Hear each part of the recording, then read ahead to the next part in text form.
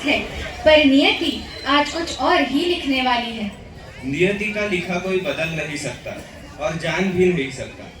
हर्षित कंस ने अपनी प्यारी बहन देवकी का विवाह वसुदेव से संपन्न करके अपना कर्तव्य निभाया। आओ देखते हैं आगे क्या हुआ।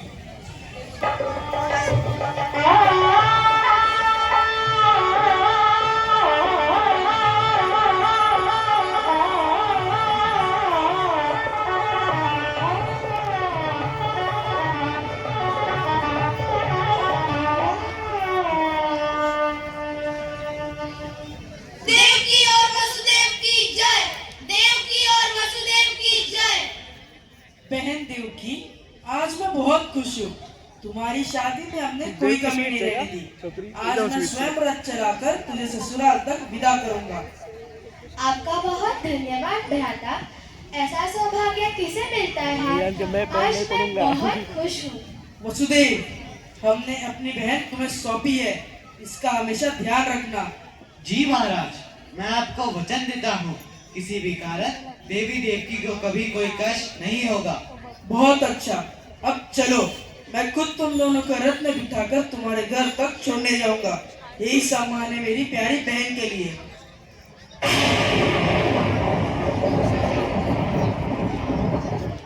हे मूर्ख कंस, तू जिस बहन को इतने स्नेह से विदा कर रहा है, तुम्हारी मृत्यु उसी की कोख से जन्म लेगी। देवकी की 8वीं संतान, देवकी की 8वीं संतान तुम्हारा काल बनकर आएगी और वही संतान बड़ी होकर तुम्हारे समस्त पापों का हिसाब लेगी। अब समय आ गया है तुम्हारे कर्मों का फल भुगतने का। ये कौन बोल रहा है? क्या क्या ये आकाशवाणी हुई? और उन्होंने क्या कह दिया? और वह भी महाराज कंस के बारे में? क्या देवकी की 8वीं संतान महाराज का काल बनकर आएगी? क्या मुझे मारेगा? कंस को? ये कैसे संभव है? तू, तेरी संतान मुझे मारेगी? मैं आज ही तुझे खत्म कर दूंगा। तेरी कोई संतान ही नहीं होगी। रुकिए महाराज, रुकिए, देवकी निर्दोष है। वसुदेव, अगर तुम्हें अपने प्राण प्रिय हैं तो हट जाओ, वरना तुझे ही मार दूंगा। भ्राता, मैंने क्या किया? मैं तो आपकी बहन हूँ। अब तू बहन नहीं, मेरी दुश्मन है। तुम्हारी संतान मुझे मारेगी, इससे पहले मैं तुम्हें मारूंगा। महाराज, महाराज सुनिए, देवकी को मत मारिए। क्यों नहीं मारू? बता। महाराज, आकाशवाणी ने कहा है 8वीं संतान, अभी तो कोई बच्चा है ही नहीं। अपने प्राणों की रक्षा करना मनुष्य धर्म है। वे अपने बचाव के लिए कुछ भी कर सकता है, इसीलिए जो मेरी मृत्यु का कारण है वो जीवित नहीं रह सकती। मैं आपको वचन देता हूँ, देवकी को छोड़ दीजिए। मैं महाराज शूरसेन का पुत्र वसुदेव प्रतिज्ञा करता हूँ, देवकी की हर एक संतान का जन्म होते ही स्वयं आपको सौंप दूंगा। भ्राता, भ्राता। ठीक है, तुम्हारा वचन मैं स्वीकार करता हूँ, लेकिन क्या भ्राता? लेकिन मैं तुम दोनों को आजाद भी नहीं छोड़ूंगा। तुम दोनों को कैद में रहना होगा। जब भी बच्चा होगा मैं उसे खत्म कर दूंगा। जैसी आपकी आज्ञा महाराज। सिपाहियों, इन दोनों को कैद में डाल दो। जी महाराज। भ्राता, मैं तो आपकी बहन हूँ, आप मुझसे ऐसे कैसे कर सकते हैं? बहन, अब तू मेरी दुश्मन है। तेरे बच्चे मुझे मारना चाहते हैं। जा, कारावास में अब अपनी जिंदगी बिता। धैर्य रखो देवकी, भगवान हमारे साथ है। भगवान? कोई भगवान नहीं आएगा तुम्हें बचाने। मैं ही भगवान हूँ यहाँ। आकाशवाणी कहती है मुझे देवकी की 8वीं संतान मारेगी। मैं उसके सभी बच्चों को मार दूंगा, एक एक करके।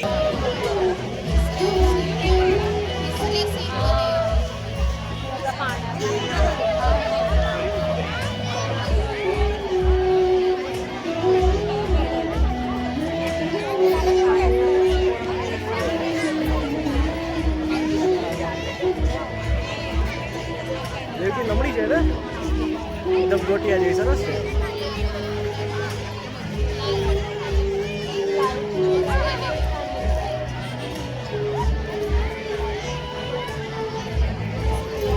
એકદમ શર્માળ ઇન્ડિયન છોકરી જેવી.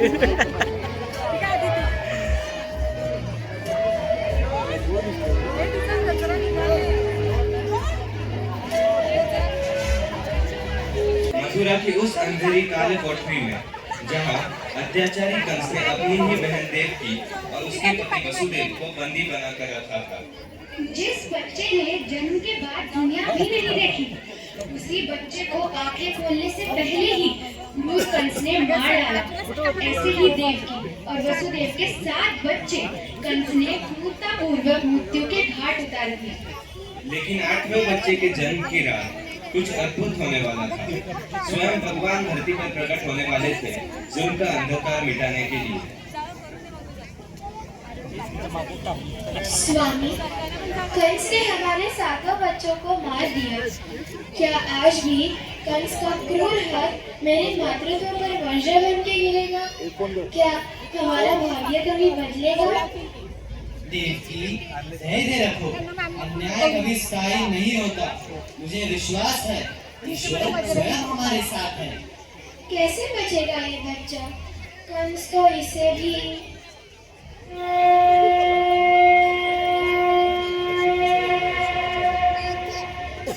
हे वसुदेव, अब भय त्याग दो। यह नवजात शिशु कोई साधारण बालक नहीं, यह तो स्वयं भगवान विष्णु का अंश है। तुम्हारा 8वां पुत्र कंस के विनाश हेतु साक्षात नारायण इस पुत्र रूप में प्रकट हुए हैं। तुम इसे तत्काल गोकुल ले जाओ। वहाँ नंद के घर अभी अभी एक कन्या ने जन्म लिया है। अपने पुत्र को नंद के घर रखकर उस कन्या को विलंब किए बिना यहाँ ले आओ। इस परम पावन दैवी कार्य को संपन्न करो। किंतु प्रभु, ये जंजीरें, यह पहरेदार।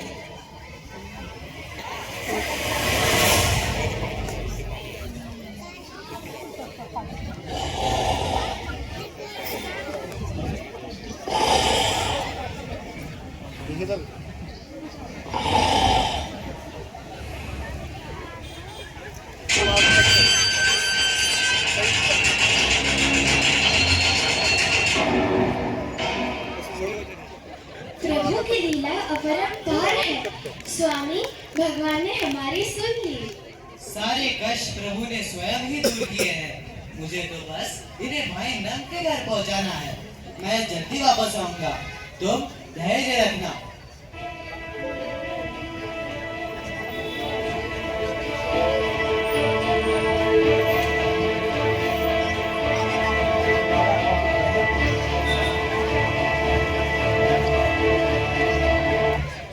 स्वामी, मेरे लाल को जीवन देना, उसकी रक्षा करना।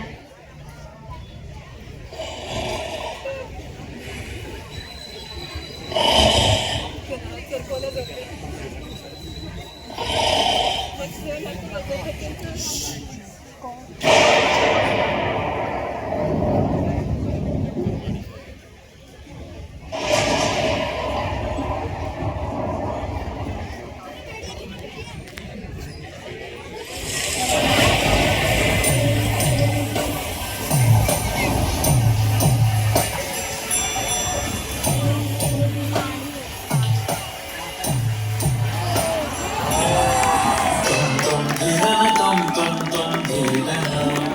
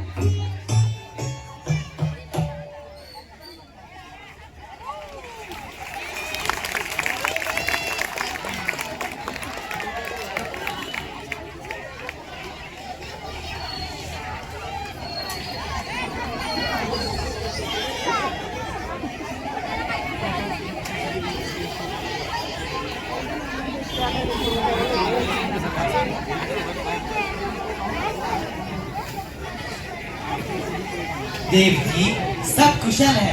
मैंने अपने बेटे को सुरक्षित गोकुल पहुंचा दिया है। देखो इस नन्ही कन्या को।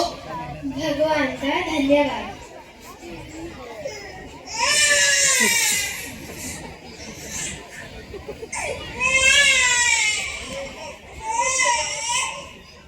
अरे बच्चे की आवाज। महाराज, महाराज कंस। राजन, देवकी ने कन्या को जन्म दिया है। आठवां बच्चा कहाँ है? कहाँ है वो?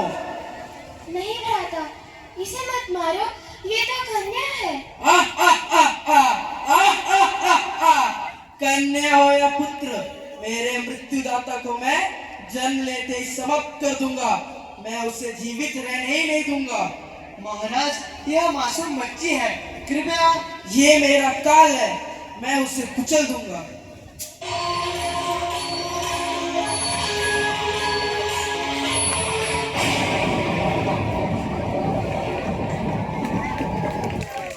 अरे दुष्ट कंस, जिससे तू डरता था वह तो सुरक्षित है। तेरा अंत निश्चित है। अंत निश्चित है। नहीं, यह संभव है। सिपाहियों, पूरे मथुरा में देखो, हर नवजात बच्चे को ढूंढो। मैं उस बच्चे को जिंदा नहीं छोड़ूंगा। ठीक महाराज, मेरे बेटे की रक्षा करना। देवकी, घबराओ मत, हमारा पुत्र सुरक्षित है। इस प्रकार अंधकार के बीच प्रकाश की एक किरण जीवन का मार्ग दिखाती है। वैसे ही धरती पर अवतरित होते हैं।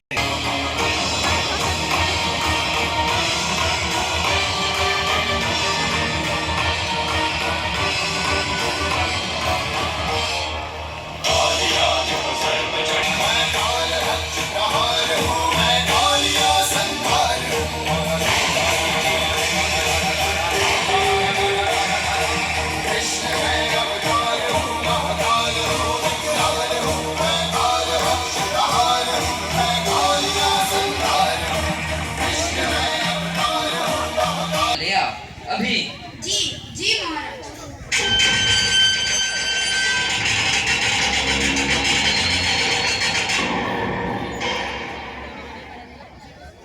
कंस मर गया, हम आजाद हैं। हाँ माँ, आप आजाद हैं। तुम कौन हो पुत्र? मैं आपका पुत्र हूँ, कृष्ण। कृष्ण, मेरे कृष्ण, तुम वही मेरे पुत्र हो ना, जिसे नियति ने हमसे अलग कर दिया था? जी माँ। मेरा कृष्ण, मेरा बेटा। पुत्र, जो कर्म करने हेतु तुम्हारा जन्म हुआ था वो पूरा हुआ। कृष्ण की जय, कृष्ण की जय। कंस का अंत हो गया, मथुरा आजाद हो गई।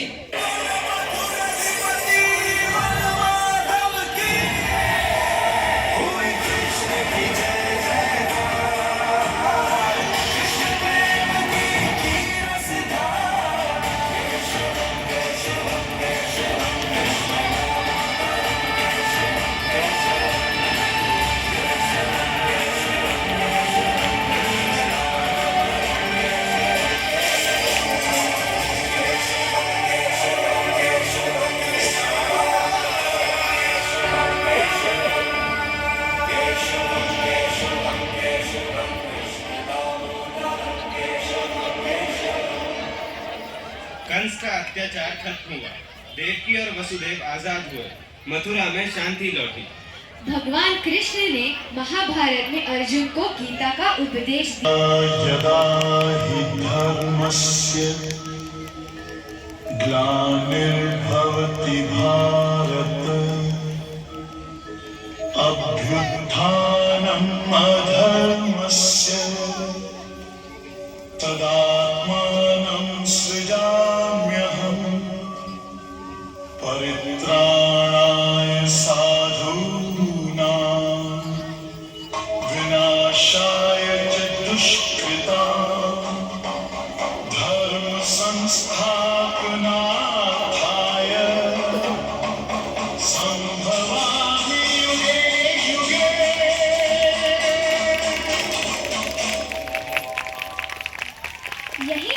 कहानी शक्तिशाली हो, अच्छाई की हमेशा जीत होती है। सत्य